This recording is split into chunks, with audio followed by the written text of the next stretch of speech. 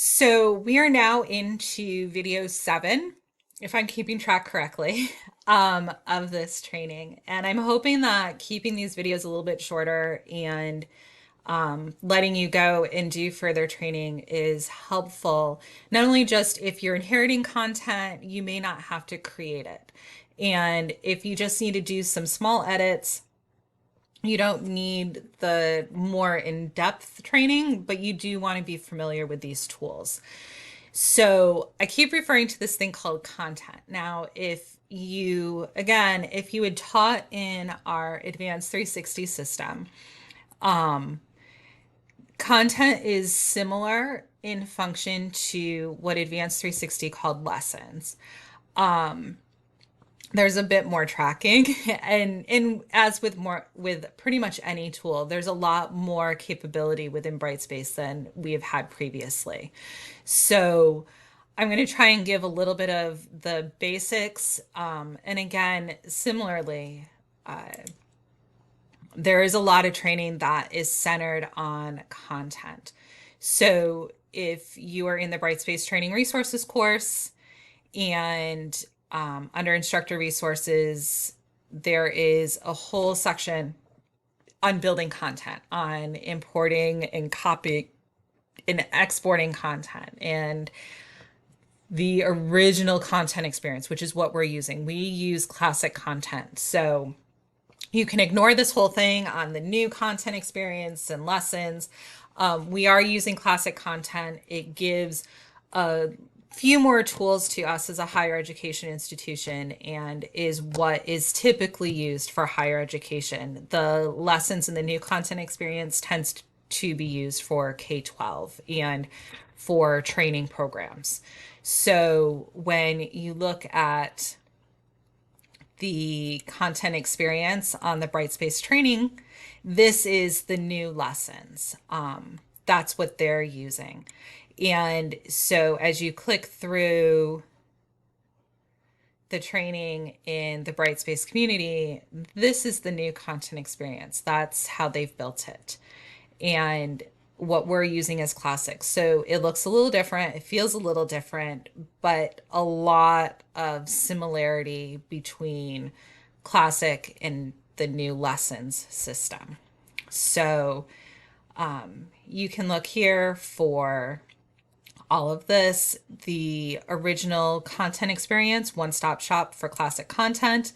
This is the training on content that you would want. So about content, module, loading file, create a file, all of this stuff that I'm going to touch lightly on is available in depth within the training course. So when you get the template, or if you get content, you'll notice that you either have weeks, or they might even be called lessons. They might be called modules. They might be called units. Some of this depends on how units were named in Advanced 360 when content was migrated.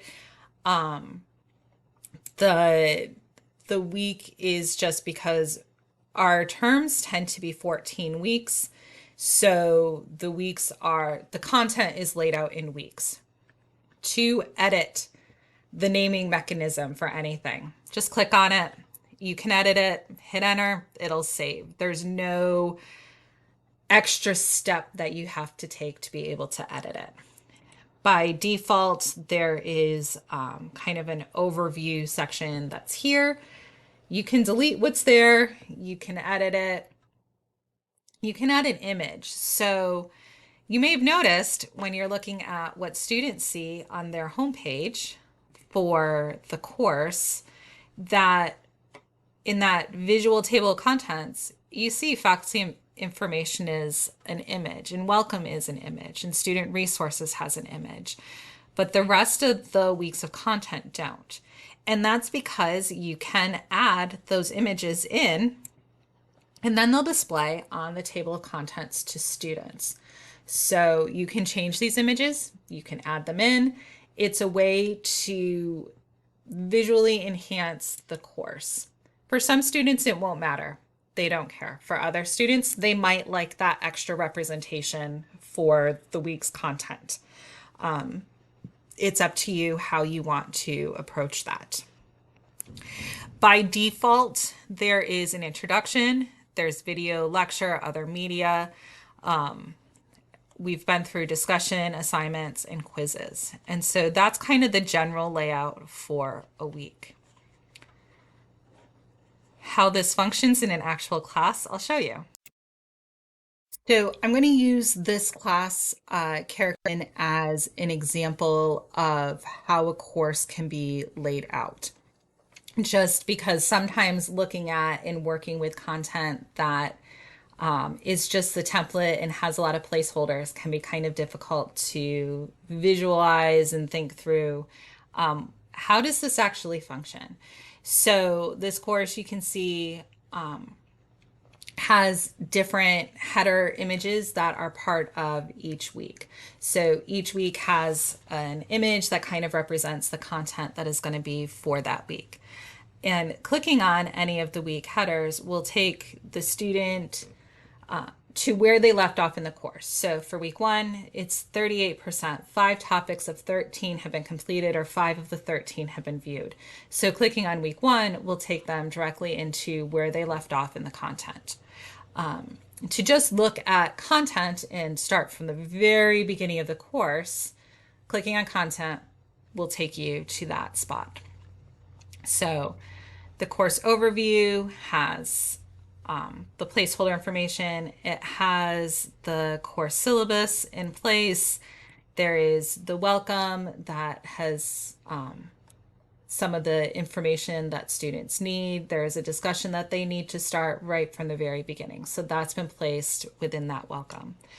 Student resources has default resources that should be posted, should be available in all classes, whether they are on campus or whether they are online. These are things that students need access to. And so they are part of the template. They are to be in classes, and they open to external resources. They are there to assist students. Looking at week 1, it's broken into week 1, which has the overview, some information. It has that image. It has the introduction, lecture, and other media.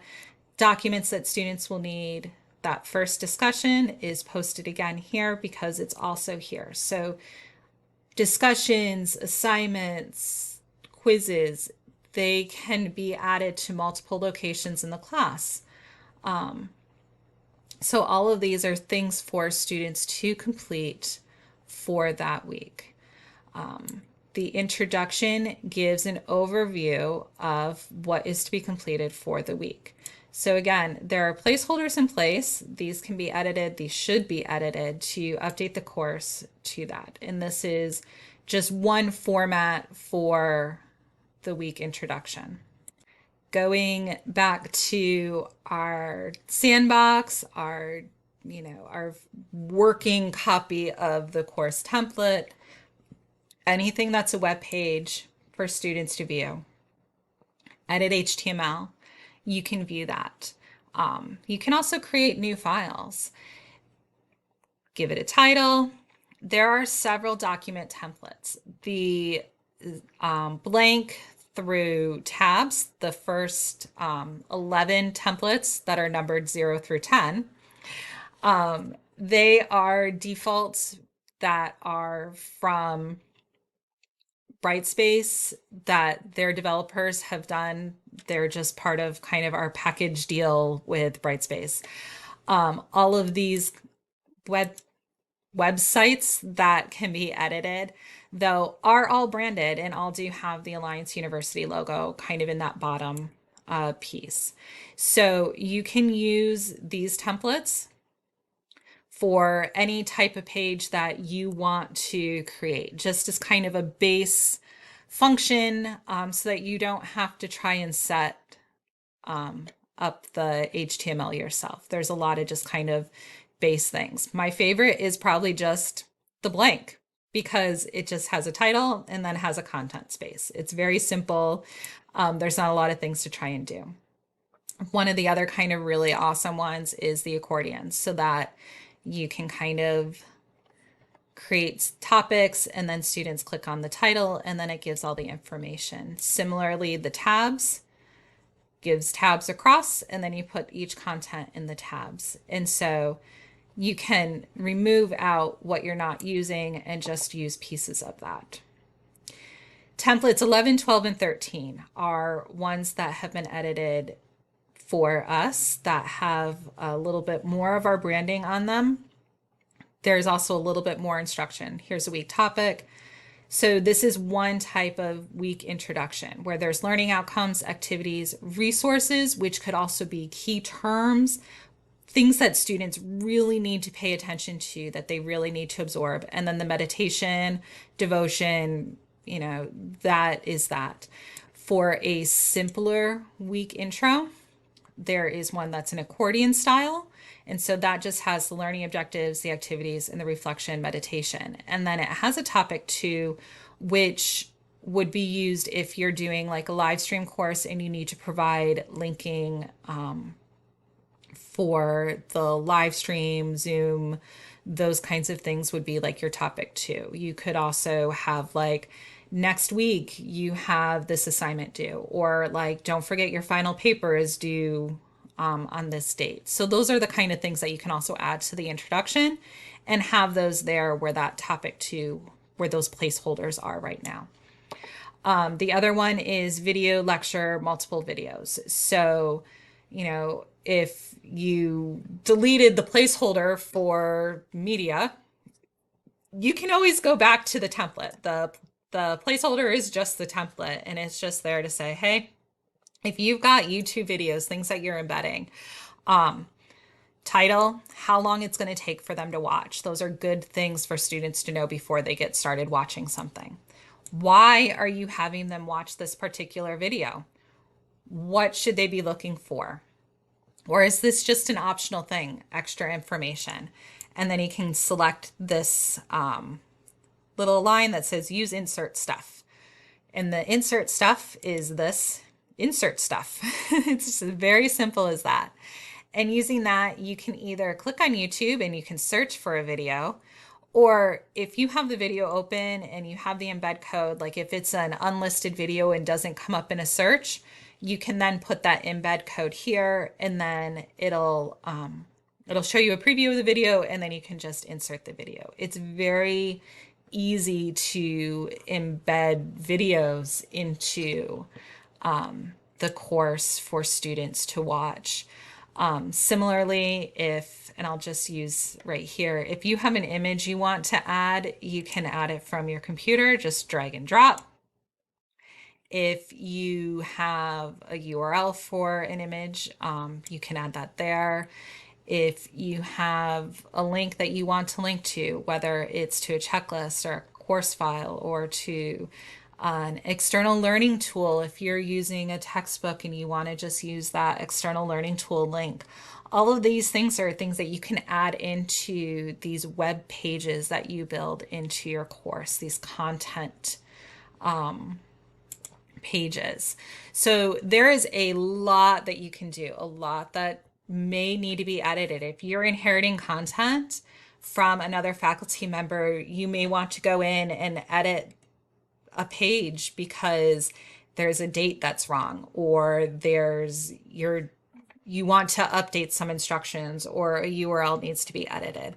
All of those are things that should be happening on a regular basis with courses.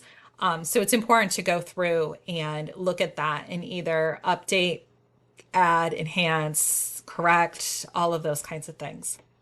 But Brightspace makes it really easy to edit that content and format content. So if, again,